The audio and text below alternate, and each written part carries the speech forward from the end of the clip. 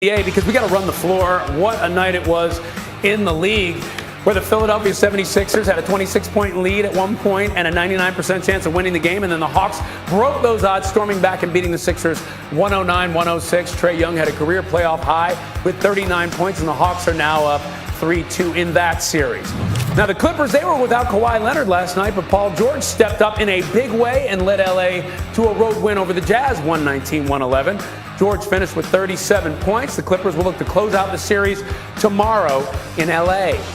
And finally, Game 6 between the Nets and the Bucks tonight on ESPN. Brooklyn will be looking to close out the series in Milwaukee, but there is plenty of uncertainty heading into that game as both Kyrie Irving and James Harden continue to deal with injuries. We are so happy to be joined by Adrian Wojnarowski right now to talk about this and some other news. And Woj, I'll start you out with the Nets. What are you hearing about the latest on Kyrie and James Harden?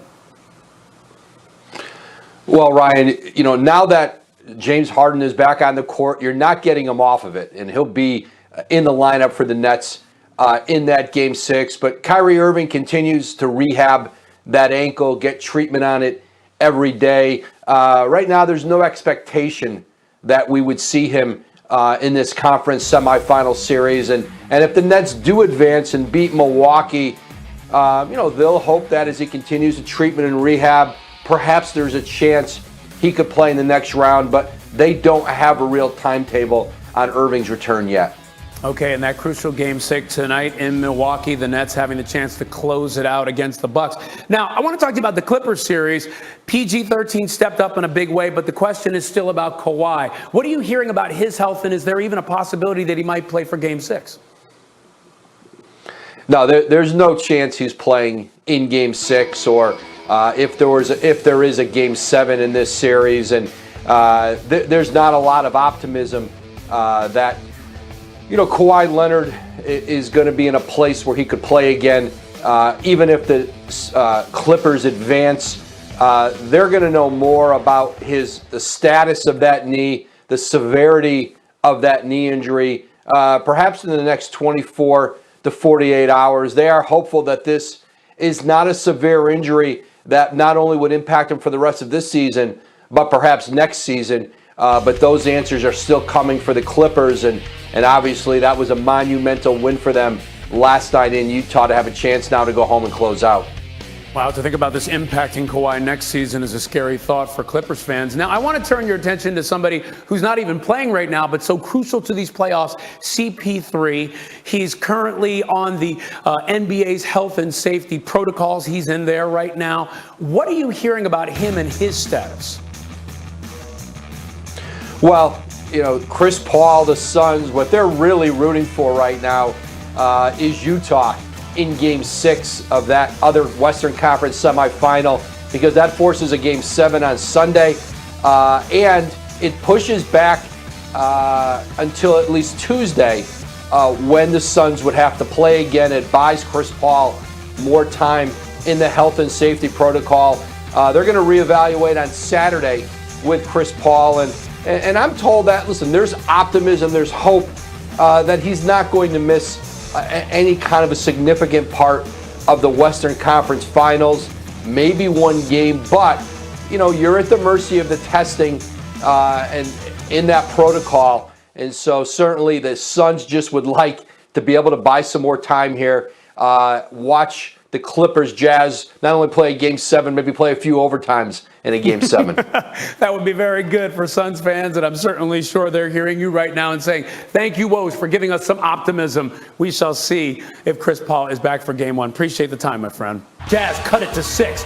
Next Jazz possession, Donovan Mitchell with the tough drive, the bucket, and the foul. Mitchell getting fired up, and they're getting closer, but Terrence Mann right here on the Stifle Tower, taking it to the reigning Defensive Player of the Year. And he's fired up and jacked up over that one. Clippers up 4, and Paul George squaring up and shooting it right over Royce O'Neal. You love it when Steve Ballmer's happy. Playoff P, 37 points, 16 rebounds, and 5 assists. The Clippers win it by 8. Now to the comeback of the night, and it was in Philly. Joel Embiid and the Sixers hosting the Hawks. Game 5, first quarter. Embiid sinking the three from the top of the key. He was 7 for 7 from the floor. Sixers up 10. Next possession, Embiid with a tough shot over Clint Capella. Sixers were up 22 at halftime. Keep that in mind as we go to the third. Hawks down 20. Sixers in transition. Ben Simmons to Seth Curry. He had himself a night, 36. Sixers led by as many as 26 points in the third quarter. Now to the fourth. Hawks clawing back, down only 11. Trae Young to John Collins, who nails the three. Hawks getting within 8. Can you believe this? Hawks down 4. Just 2 minutes to play, and Young sinking the floater. Hawks within 2. 1:30 left. Hawks down 2, and Young drawing the foul. That was critical right there. Foul by Matthias Thybulle. You see Doc Rivers frustrated. Then Gallinari with the jumper right there. Hawks now up by 3. That is going to be a meme for these Sixers if they cannot win this series. Embiid at the free throw line. That's the second of 2 free throw misses right there, and the Sixers lose by 3. Here's Trae and Doc Rivers. For a team that has no all-stars, no all-defensive players, no all-NBA players, this team is fighting. I think we just had that chip on our shoulder all year, just being overlooked and just having that underdog mentality. Down the stretch, listen, we scored 19 points and gave up 40. So it's on us. It's on all of us. It's on me. It's on the players. And we have to figure out how to get back up, which we will, and bring this game back here for Game 7. They got to do something. At the start of the fourth quarter, the Sixers were up 18 and had over a 98% chance to win the game. Even with 3.5 minutes remaining, they were up 8 with a near 95% chance to win the game. But then the slide over the final 2 minutes saw the Hawks end the game on a 7-2 run and flip the probability and the series in their favor. So the Sixers blew an 18-point lead at half in Game 4, and now this. Jay Will with us. Jay Will, who is to blame for another Sixers collapse? You mean a 26-point lead in Game 5 with 2 minutes left to go in the third quarter? You mean that blown lead? Look, sometimes I feel like when I watch the 76ers play, they should just charge people $34.99 for a masterclass in how to blow leads. I mean, it's really embarrassing when you think about how talented they are. And what are the Sixers team known to do? Defensively, drawing a line in the sand. You have guys like Ben Simmons, Matisse Thybulle, Joel Embiid when he's engaged. But the issue is here that Doc Rivers is going to have with this team is, can you afford to have Ben Simmons in late game scenarios? And he was 4 of 14 from the free throw line the other day. But defensively, can you take him out? Defensively, well, you can't take him out defensively, but offensively, if it goes into hack-a-bin strategy, how do you handle that? I mean, when you look at the numbers between Tobias Harris, Joel Embiid, and Ben Simmons in fourth quarters of the last 2 games, they're abysmal. So this is a character challenge for the 76ers.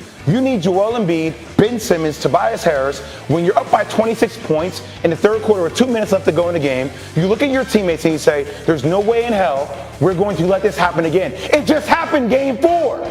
You were up 18 points. So at the end of the day, your great players need to lead your organization. I know people can say, hey, what about Doc? There's a history there of him blowing leads as well. But this is on the players. This is on the best players on their team. So if it's on the players, what do these players, these Philly players, need to do to get back into this series? I mean, just sustain a level of sense of urgency throughout the entire course of a game. I mean, you've been up double digits in both games 4 and 5. Close the game. And that comes with not taking your foot off the gas. That comes with not being careless with the basketball, taking care of it. And that comes with applying pressure. Look at it, old school in basketball. When you smell blood in the water, you go for the kill. You go for it. You win that game by 40. You don't allow a team to edge their way back into the game. Yeah, Doc Rivers talked about how it seemed like right after the beginning of the second half, they kind of relaxed a little bit. He called a timeout. Didn't seem to improve from there. So let's switch gears here. I got to talk to you about Paul George. What was your reaction to his performance last night? I was happy for him. I mean, let's not forget about what happened last year with Paul George in the bubble. He essentially told everybody the issue he was dealing with. He was depressed because he was isolated.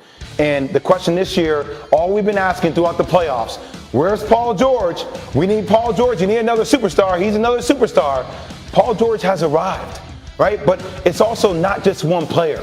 Reggie Jackson had 20-plus points. Marcus Morris had 20-plus points. They got that addition. Defensively, they answered the call. And I give Ty Lue a lot of credit. Kendrick Perkins said it last night via Twitter. Like the adjustments that they made going small and how they guarded Donovan Mitchell, considering Utah doesn't have Mike Conley, who averaged 9 assists per game. Those slight adjustments, I mean, look, it puts Quinn Snyder in a really precarious situation. They are the best team in basketball. Right. We look at the way they've been the best team the whole year. They may not be the most talented team, but the best team. They have to find a way to win this series. They have to. Well, I'll tell you what, the Clippers get